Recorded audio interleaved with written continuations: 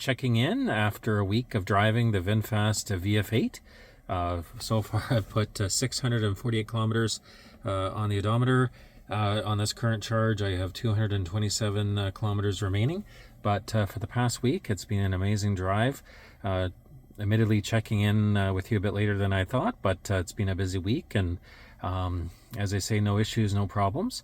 And I should also mention that I'm not sponsored, not paid by VinFast. I'm just a regular driver who traded in their Bolt for the VinFast VF8. So my experience is my own, and as I say, not influenced by any third parties. But I thought I would check in right now and just provide a walkthrough. So when you first get into your vehicle, and you definitely need to have your remote with you, but there's no start-stop button.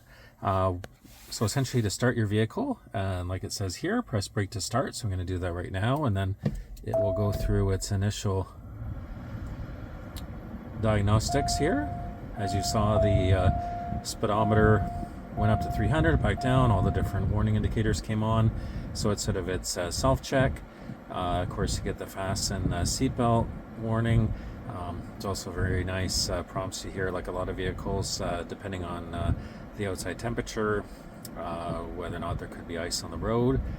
So there you go. So once you push your foot on the brake, your car has started, and then you'll get the ready indicator at the top. Oh, I have my automatic wipers on. Maybe I'll just turn those off for the purposes of the video. Yep, automatic wiper off. So as I say, that's your vehicle started. So why don't I go left to right? I know it is a bit nighttime, and these infrareds, funny how you don't see them with your human eye, but you see them with the camera. So on the left side of your steering column, you have your typical left turn, right turn, turn signal. What I find interesting with the VF8 is the left and right turn signal doesn't lock like in conventional vehicles. From what I've read online, this is more the BMW style, where just like a quick click of the turn signal gives you sort of like subtle clicks, and if you really push it down, you'll get the permanent signal, and then if you go back down again,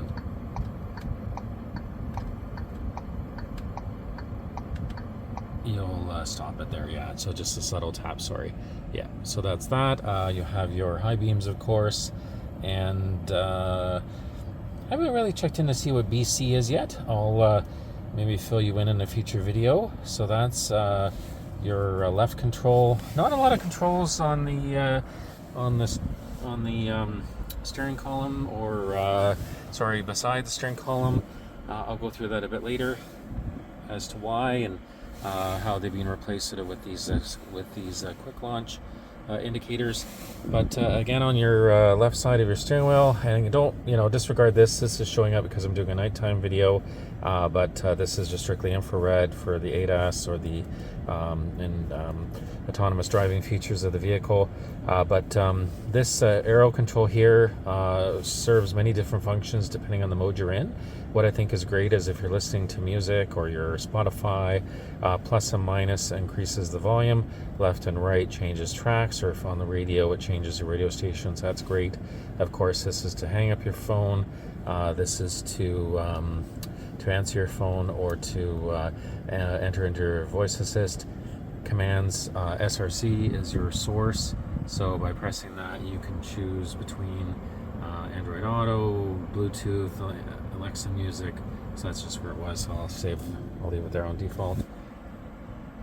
The station Pop Culture Radio on Amazon Music. So just pause the video there. I didn't want a copyright strike.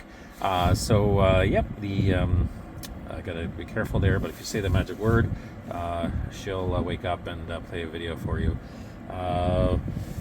And on the right side, again, you don't be fooled by this light. You don't see it with the human eye, but this is the infrared again, because there are some distracted driving features you can enable. Here is your limb mode in limp mode cruise control. This actually I find is one of the amazing features of the VinFast VF8. This basically turns your vehicle into self-driving on the highway. I'll get into that in a bit more detail later on in this video. And this is your typical adaptive cruise control, and depending on which one of these you've enabled, of course, as it implies here, speed plus, speed minus increases your speed, gap minus, gap plus increases your gap between your vehicle and the car in front. And I'll just move that out of the way so you don't get the infrared too badly. And then of course the resume and cancel. So if you were driving, you could hit cancel or the brake pedal, or of course if you want to start up again, you hit resume. So as I say, if you select the center mode, this is the one I think VF8 drivers are going to enable most often on the highway. This basically, as I say, turns your car into a self-driving vehicle, which is amazing. I mean, it's not fully self-driving like a Tesla where it's going to do turn by turn and navigate. I mean, I think even Tesla charges you 10 to 20,000 for that extra feature. So what this enables you is basically keeping you in your lane, auto steering, and you know, if you're on a interstate or the Highway 401 or the QEW in Toronto here, for maybe a few hours of driving, I mean, this will keep you in your lane, keep you at a safe gap. With the sensors, it will certainly keep your gap to the vehicle in front, auto brake, auto accelerate, so that's a great feature. And rounding out the steering column here, you do have your typical steering options here for the windshield washer and your wipers. So as I showed you at the beginning of the video, so if I push this in, I get the auto wipers because there's a bit of snow coming down here, so it's detected that. I'm going to turn that off, but you can of course change the frequency or how quickly the wipers clear your windshield. And this is for your rear wiper. So there is a rear wiper. I know that's often a complaint for drivers of the Ioniq 5, but there is a rear wiper. It's actually very nicely hidden away. It swoops down for the top, but if I just were to flick this on, this turns it on at the back, and also allows you to turn on the windshield washer fluid. And of course, bringing this forward would turn on the windshield washer fluid for the front as well.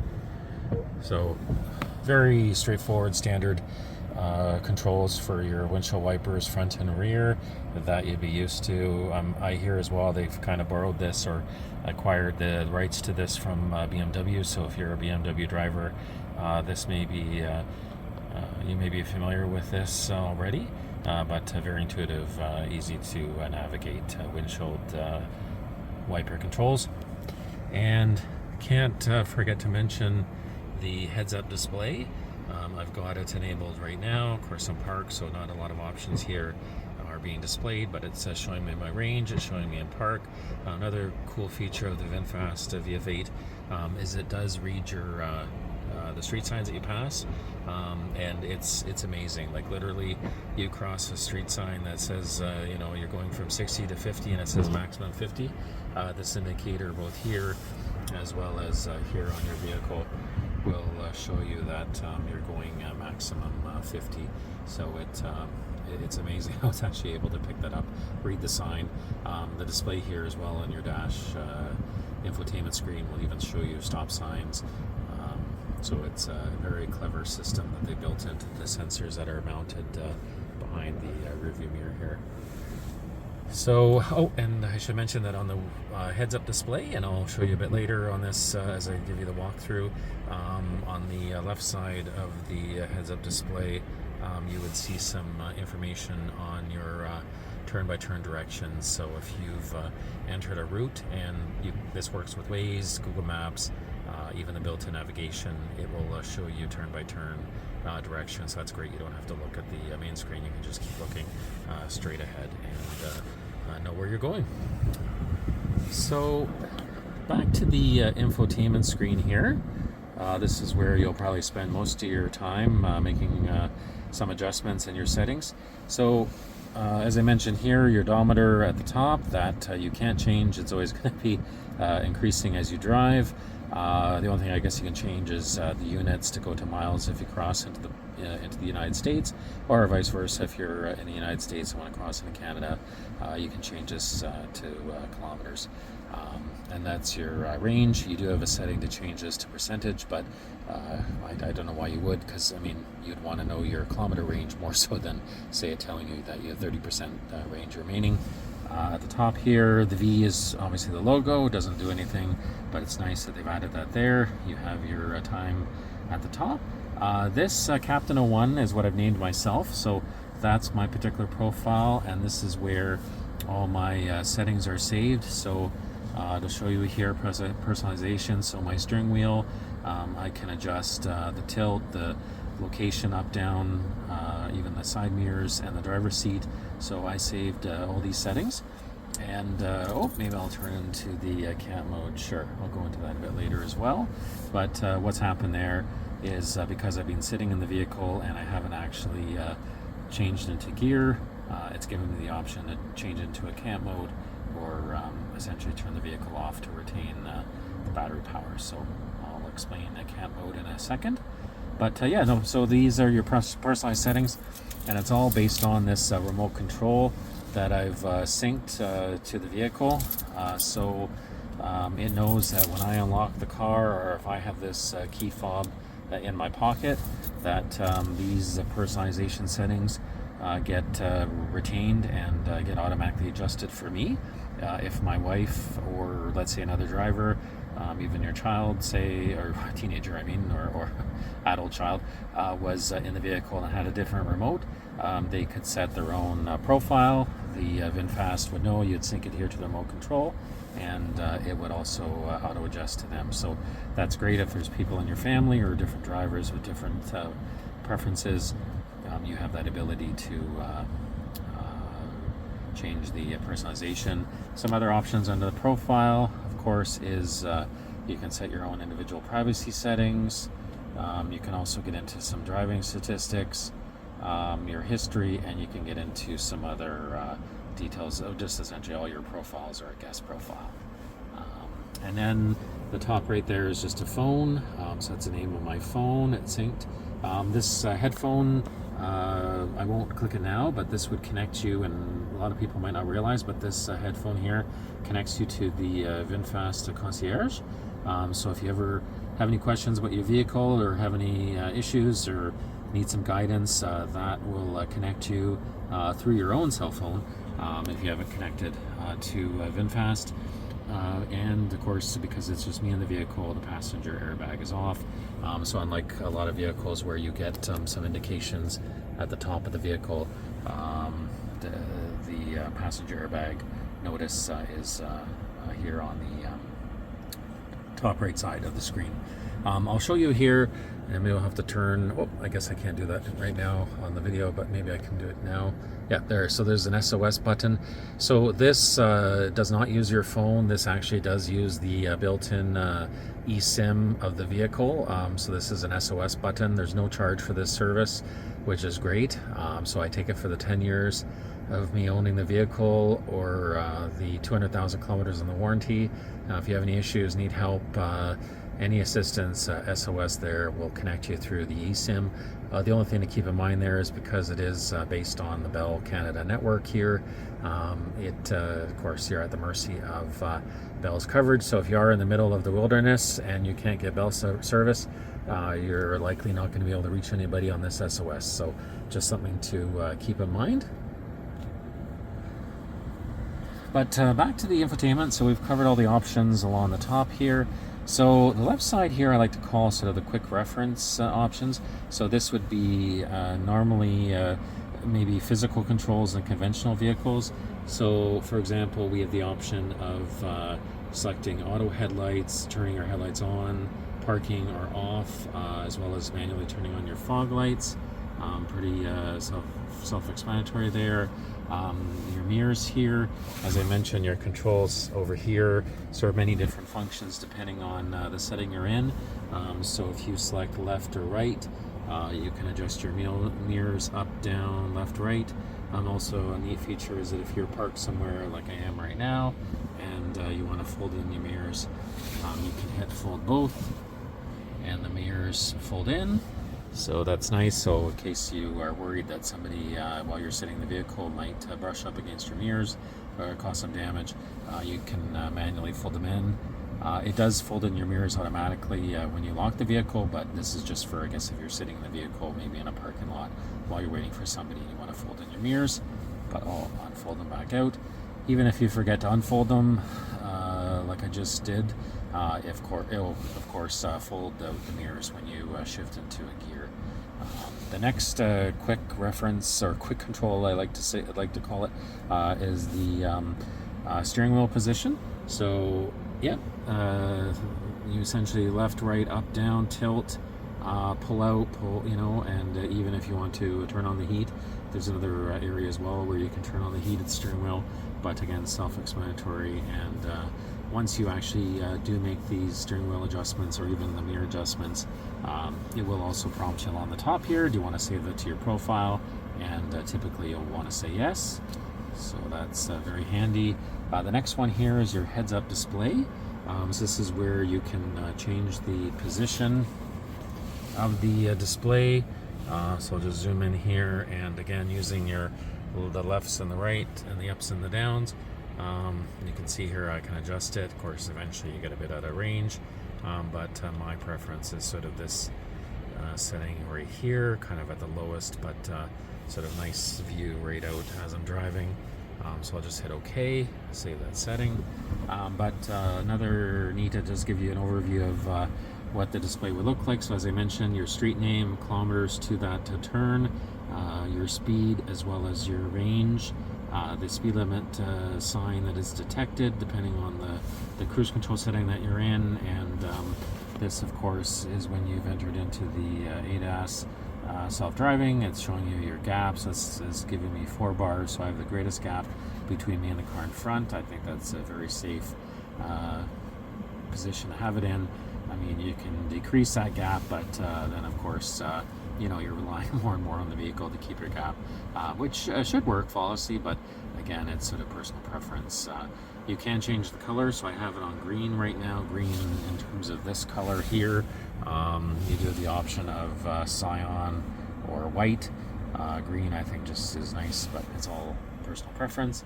And of course your heads-up display brightness, and you do have the option of whether or not you do include the drive aids and the navigation in your heads-up display, or if you don't want the heads-up display on at all, you can just select turn off, and it won't be on the next time you turn on the vehicle. So that is totally up to you, but considering that there is no typical gauge cluster here, instrument panel here at the front behind the steering wheel, I think the heads-up display is a great feature and a nice addition for the VF8, considering Teslas don't have that option. So I think why not take advantage of it.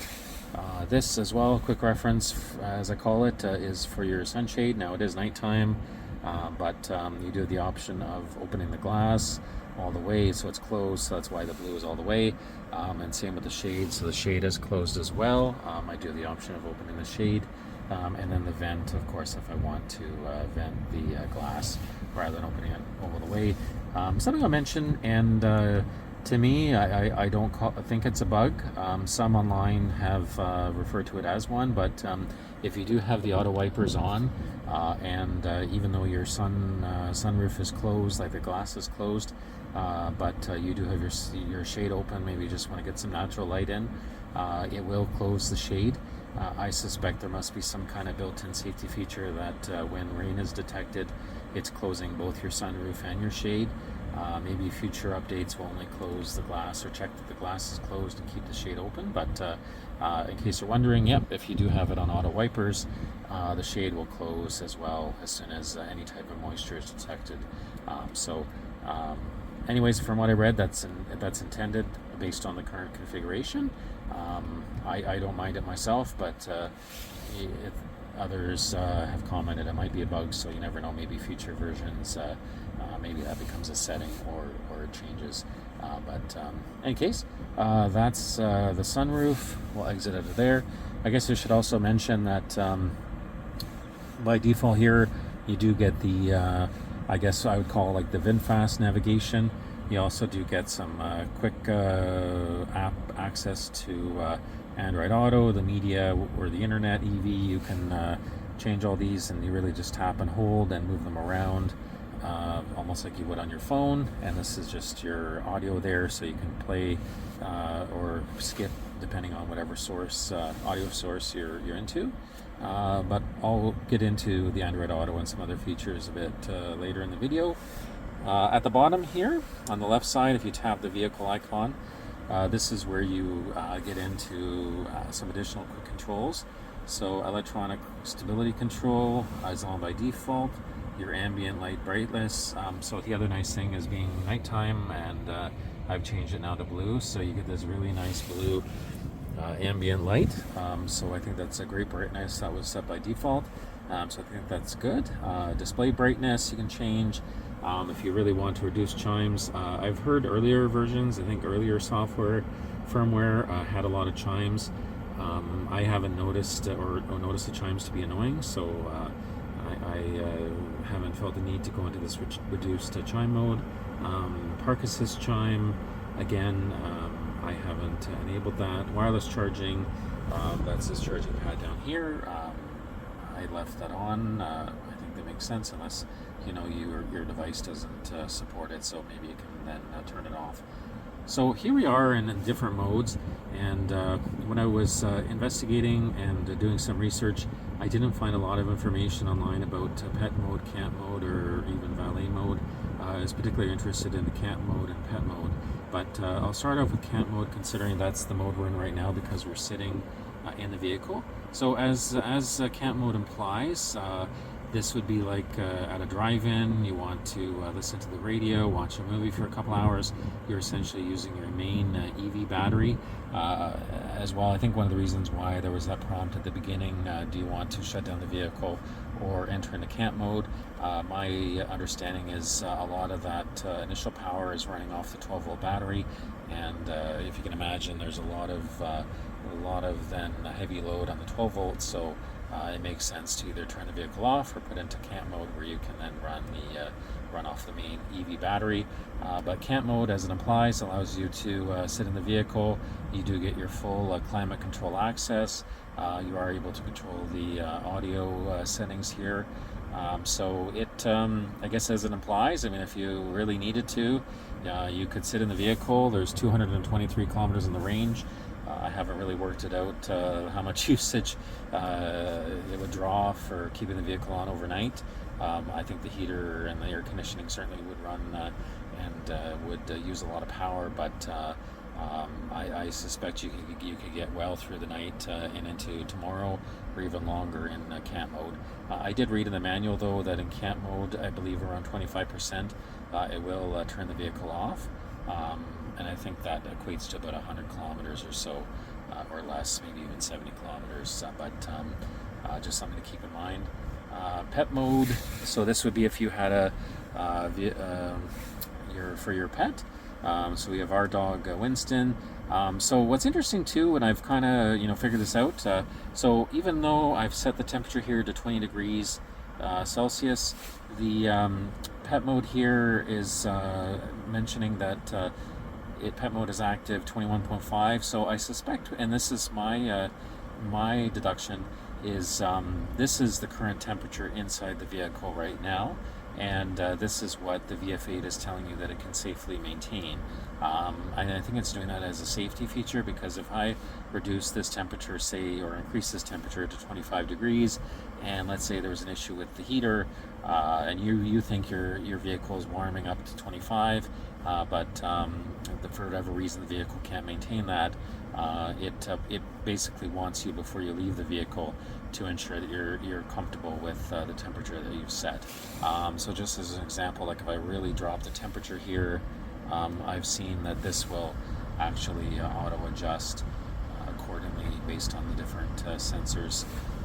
Maybe I'll just exit out. And getting the music back here.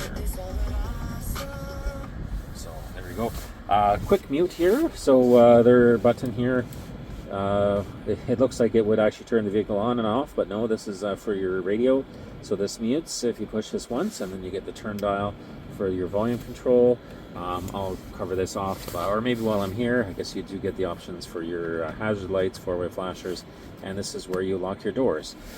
So maybe I should have covered off. You do have your controls here for your to be able to open all your mirrors in the vehicle, or open all the windows, the front and rear passenger driver windows, or lock them out. But there's no door lock on the left or right passenger doors. Your door lock is here in the center, which is handy because either passenger driver can reach that, and also safety, I guess. So if someone was reaching in, they wouldn't be able to unlock your doors. It's here in the center. And yep, as I mentioned, this is your turn dial, and like any typical vehicle, you push the brake pedal to change gears. So you have your park, your reverse, and your neutral, and your drive. So I guess back to the infotainment. So as I mentioned, I dropped the temperature down. So if I go back to the modes here and I go to pet mode, so it says 21.5. In any case, it may also have some built-in checks to sort of, maybe it feels 18 is too cool for a pet. So in any case, the nice thing is it will maintain a safe temperature for your pet while you're away, and you can customize this message to say whatever you want. I've seen people put phone numbers. I mean, it's totally up to you. But just like the Tesla, I don't want to delete that. Let me just go back. Yeah. Just like the Teslas, and I said there's a screen there to tell people that your car is on and maintaining a safe and comfortable temperature for your pet. So I'll exit pet mode. And I guess I should also go back into camp mode here. Okay, so I'm back into camp mode. So back to the screen here. So we've covered off the different modes. Valet mode is sort of self-explanatory. This is where you could set some restrictive features. I don't want to turn it on right now, so I'm going to hit cancel. But this is where you could could set speed limits, etc. For the valet. And I should also mention, maybe just briefly, so here's the overview of your vehicle. It's nice that on the Plus model they are showing your sunroof. So right now my charge door is unlocked.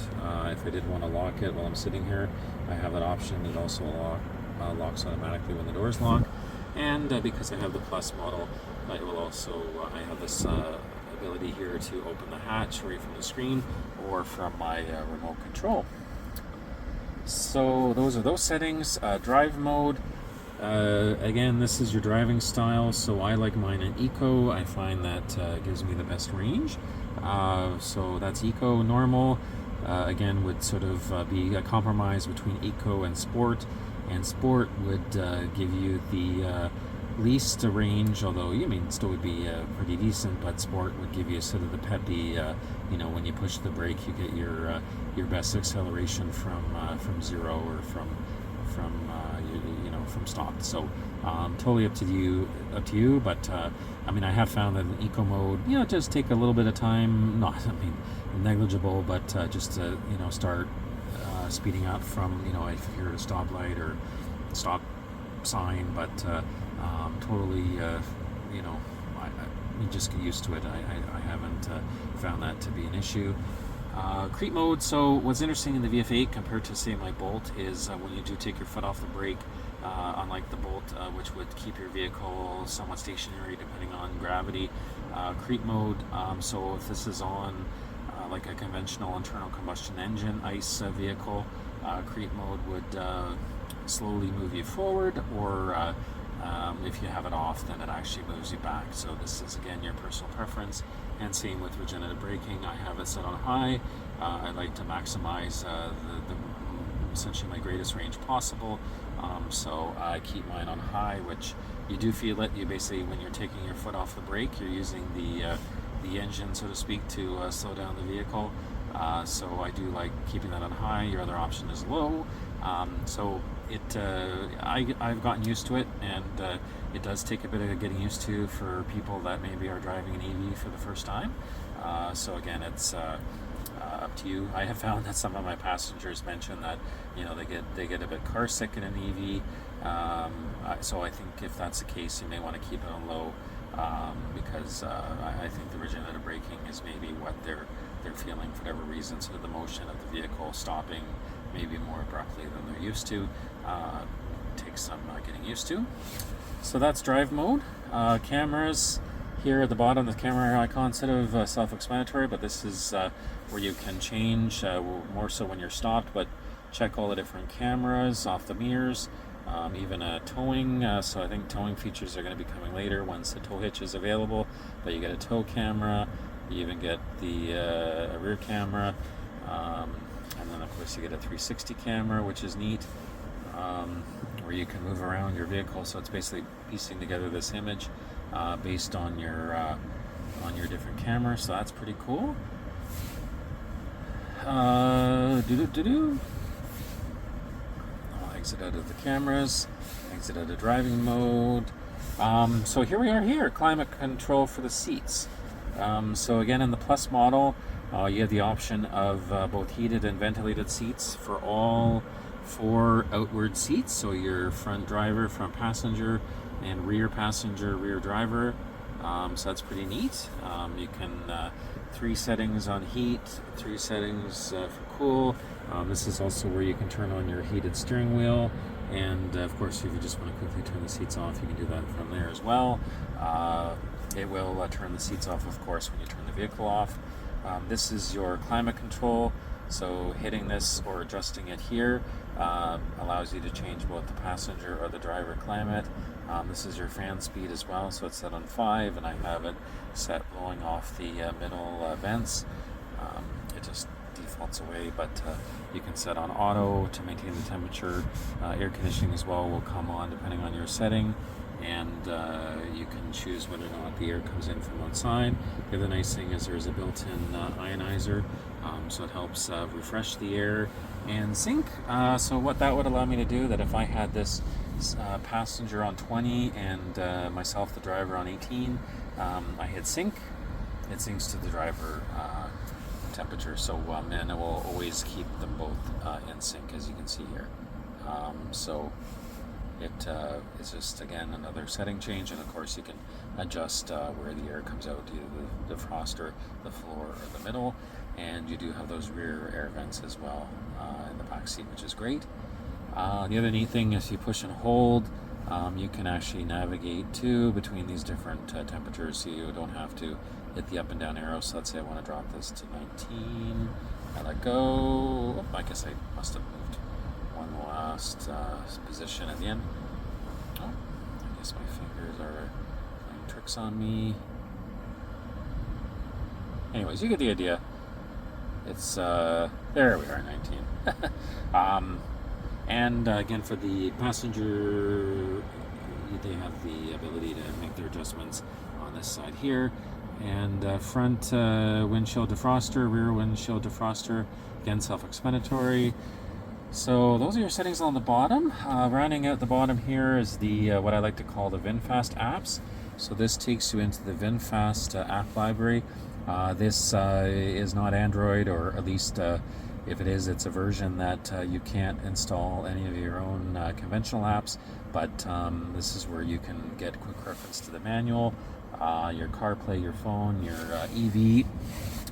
So your EV range here, so 52%, 223.5 kilometers on the range, as well as your battery temperature and unlocking the charge door.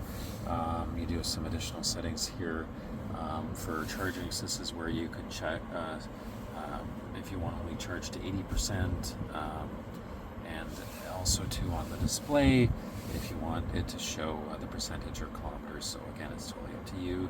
And battery units, as I mentioned, and the regenerative gauge. So that's sort of a gauge that appears here that would show you how much regenerative braking you're getting when you're releasing your foot off the brake.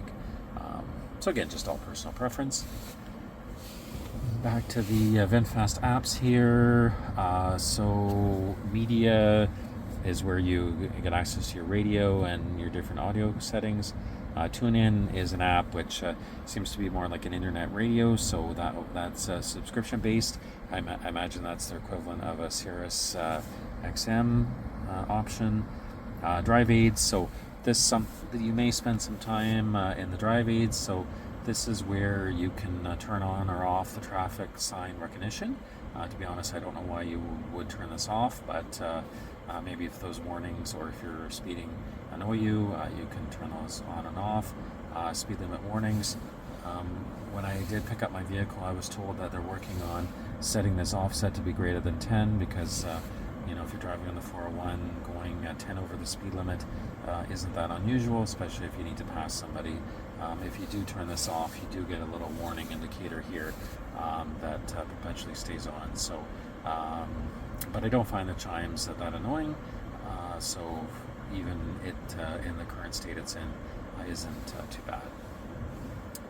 Intelligent speed adaptation.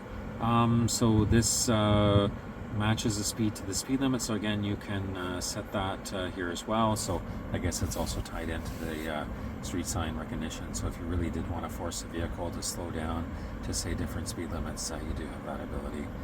But I've set that to be 0 right now. Comes by at 0 by default. Lane is so it will always default to this emergency lane keeping every time you stop the vehicle. Typically I do like to change it to warning and steer, but it resets every time, so I've gotten used to it here in this emergency lane keeping. The only downside of this is it is quite aggressive in terms of keeping you in the lane on the highway, so you do have to make sure to signal if you are changing lanes.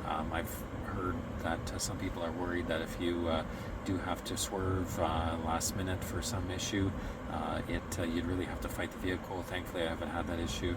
I'm hearing future updates, firmware updates may allow you to set a different setting here, maybe default to warning and steer, which isn't as aggressive, but it's just something to keep in mind. Highway assist, so just giving you some information here of the different cruise controls and highway assist, which I take it is what I talked about here. Highway assist is that option there. It will prompt you to hold the steering wheel if you do let go after maybe 60 seconds or so. So it's not meant to be like lie back, relax, put on the eye shades. That's of course very dangerous. Even Tesla drivers shouldn't do it. But that is what highway assist will do.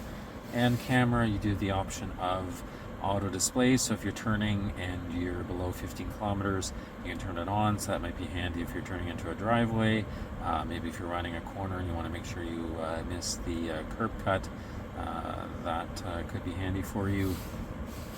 These are your collision warnings, collision avoidance, so forward collision warning, sensitivity, emergency braking. All these are set by default, and I've kept them on. Blind spot detection I've kept on as well, which makes sense, and you also do get the warnings on the mirrors like a lot of other vehicles, which is a handy feature to have, as well as the audio indicators if you are attempting to change lanes in a vehicle and there's a vehicle on the blind spot. Door open warning, of course if one of your passengers open the doors, you'd want to be notified of that. And this is that monitoring system. So I take it this is also what a lot of these sensors are here.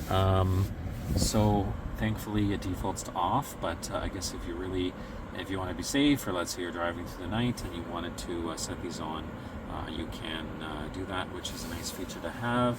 And of course your stability control, another area where you can set that, but it makes sense to keep it on by default.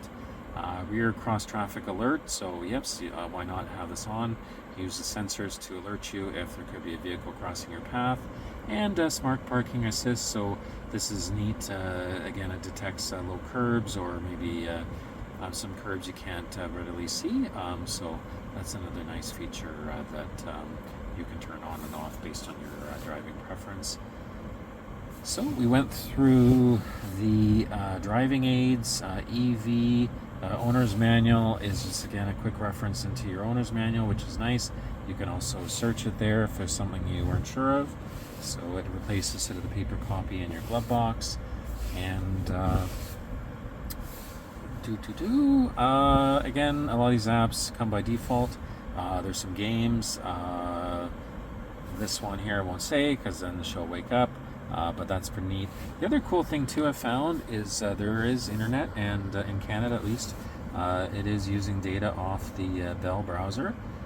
So it, and here's our channel there, Red Maple Adventures. So if you go to m.youtube.com, you can watch YouTube videos right from the browser. So if you're stopped charging somewhere, or you do have to be in park, of course, but you can go to m.youtube.com and watch YouTube videos. And as they say, the data seems to be included. No one's told me different. So that is pretty neat. And let me just go back to the main screen here. Again, the games, calendar, map, which is the maps built in. Maybe I'll round out this screen by going to settings. So this is some additional settings. This is where you synchronize your device, your cell phone essentially. Advanced settings you can set for whether or not you get notified of messages or Android Auto. This would be where you could connect to Wi-Fi for firmware updates, or we'll use the built-in data. These are all your volume settings. So in addition to the option here, you do have the ability to change the volume here for the startup sound, the ringer, in-call volume, voice assistant, navigation, media, and these are all by default. So I'll leave them where they are. Equalizer if you want to get fancy, flat, pop, rock, jazz, classic, vocal, or custom. So if you feel the need, you can change those here. And focus, of course, is whether or not you're in the front zone, rear zone, or all zones. This allows you to change your wallpaper here. So again, these are just some built-in wallpapers, or if you want to load wallpaper off your USB, which is one of the ports down here. This is security settings, so if you want to set up a geofence, if your vehicle should leave that, it will alert you. Even time fence, this might be good if you have teenagers. Valet mode, of course, and anti-theft. So again, if you want to turn on the GPS monitoring, and you can then watch your vehicle through the app. Valet mode, some different restrictions you can set there. Time fence, and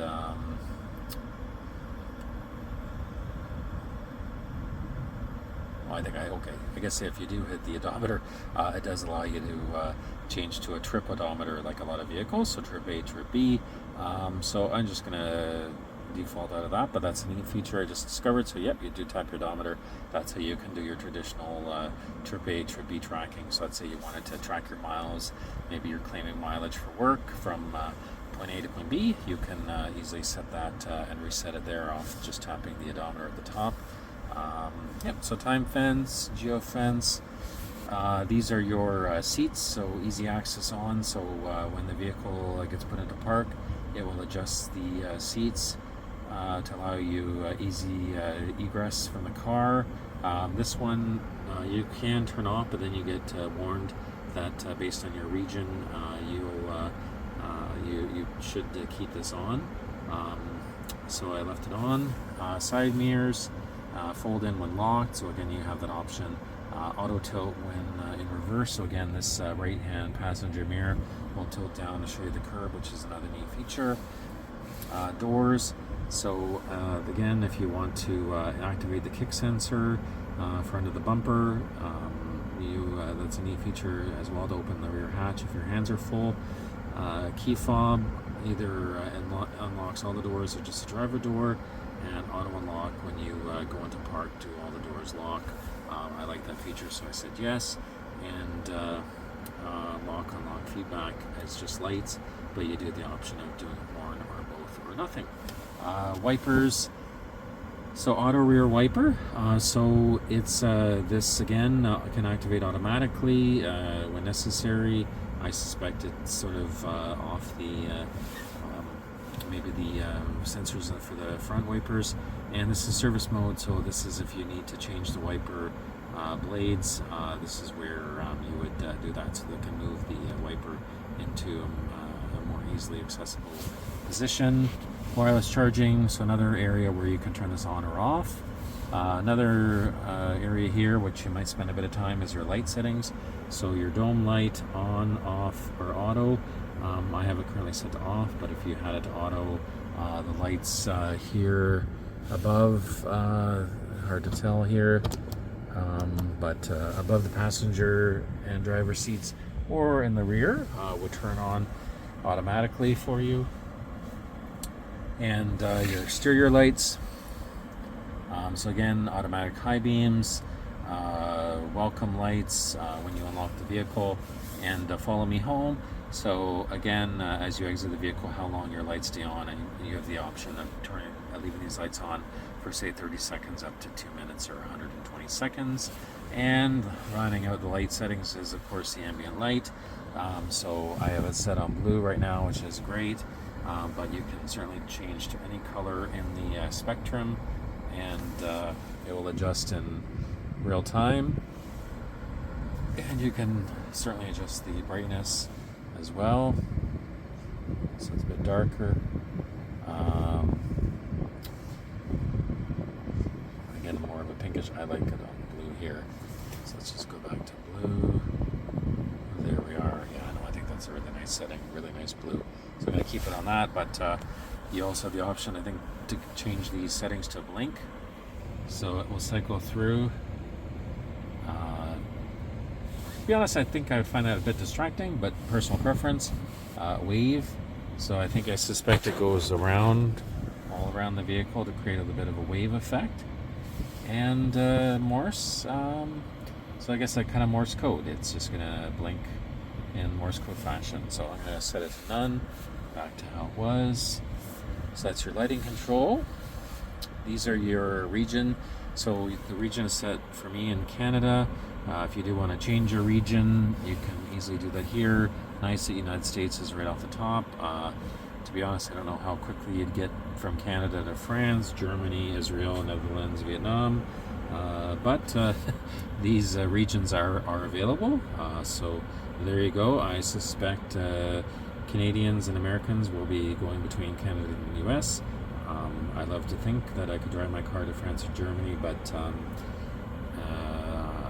I don't think I'll be doing that in my lifetime. But in any case, United States and Canada is the option here. And if you want to override, if you prefer a particular language, if you prefer a particular date and time format, if you prefer a particular unit, so this is where if you're, I know my parents grew up, and maybe they're more familiar with Fahrenheit as a temperature. You can change. You can still be in the Canada setting, but change to Fahrenheit. And same, you can change your kilometers, so maybe 10 miles, or yeah, I guess that's what it would be, miles or kilometers. And lastly, rounding out settings is details on your vehicle. You can name your vehicle, it knows your software, it knows your firmware, and then this is your eSIM. So as I mentioned, I'm in Canada, so it's running off the Bell network. I heard at one point they were running off of Rogers, but they've changed to Bell apparently. But so far I haven't had any issues. This connectivity works great in the vehicle. Oh, and I should mention that there are sensors in all the seats, so it knows me in the front driver's seat. It's red. If I put the seatbelt on, this indicator would go away, and this would go green, and then this would disappear.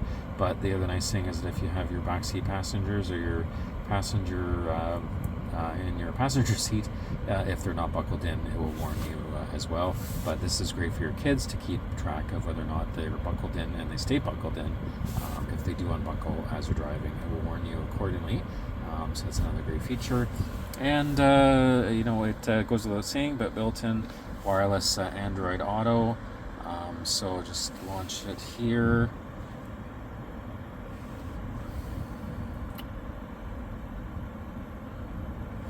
Just open up the Android maps here, I should not the Android maps, the Waze map. So this is just where I'm currently parked right now. But this again is Waze. You have your Spotify, any other apps you want to load in here that work off of Android Auto will be available through the interface here. So another great feature to have. I've heard some car manufacturers are moving away from Android Auto and maybe their proprietary systems. To be honest, I mean, I think Android Auto or Apple CarPlay, they're great, and if you can stick with that, and it's nice that VinFast has maintained connectivity with Android Auto or Apple CarPlay because it offers you the greatest access to different third-party applications. So there you have it. So that's Android Auto. Of course, you do have your voice assist here as well, which is great if you want to navigate in Waze.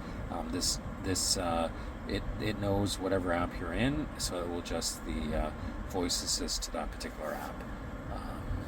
So that's all the controls off the main infotainment. Because I did mute, you do see the mute indication here at the top.